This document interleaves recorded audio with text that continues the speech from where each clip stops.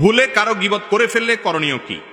আপনি যদি কারোর গীবত করে ফেলেন, কারোর পেছনে সমালোচনা করে ফেলেন, এটা অন্যায়, বান্দার হক নষ্ট করলেন, তাহলে কি করবেন? এই গীবতের কাফফারা বা ক্ষতিপূরণ হিসাবে আপনি 4টি কাজ করবেন। নাম্বার 1, আল্লাহর কাছে মাপ চাইবেন। আল্লাহ, আমি গীবত করে ফেলেছি। গীবত করা কি হালাল না হারাম? একটু আগে আপনারা গীবত সম্পর্কে আলোচনা শুনছেন, ওয়াজ শুনেছেন। গীবত করা কিরকম হারাম?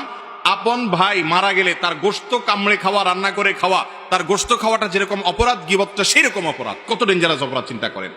এইরকম অপরাধ আপনি করে ফেলেছেন, এটা যখনই আপনি আঁচ করবেন যে আমি এত গীবত করে ফেলেছি, সাথে সাথে আল্লাহর কাছে 1 নম্বর কাজ হলো মাপ চাইবেন। কি চাইবেন? মাপ চাইবেন যে আল্লাহ আপনি আমাকে মাফ করে দেন। 1 নাম্বার 2, যে ব্যক্তির গীবত করেছেন, পরিচিত হলে, জানাশোনা হলে, যদি তার কাছে মাপ চাওয়ার সুযোগ থাকে, তাহলে যা বলবেন যে ভাই তোমার গীবত করে ফেলছি, তুমি আমাকে মাফ করে দাও। আর যদি মাপ চাইতে গেলে বরং আরো ভেজাল বাড়ে, বলে যে কি সর্বনাশ, কি গীবত করছো আমার, বলো। এরপরে যদি সে শোনার পরে আরো উল্টা আপনার উপরে চড়াও হয়, সম্পর্ক নষ্ট হওয়ার ভয় থাকে, তাহলে দরকার নাই তার কাছে মাপ চাওয়ার। তাহলে সেক্ষেত্রে 3 নম্বর কাজ করবেন। সেটা কি? সেটা হলো তার জন্য আল্লাহর কাছে মাপ চাইবেন। এবং এই বিষয়ে বিভিন্ন হাদিসে বর্ণনা পাওয়া যায় যে গীবত হয়ে গেলে, যার গীবত করে ফেলেছেন, তার নাম ধরে বলবেন আল্লাহ অমুককে আপনি মাফ করে দেন। এটা ইনশাআল্লাহ আপনার গীবতের কি হবে? কাফারা হিসাবে কাজ করবে।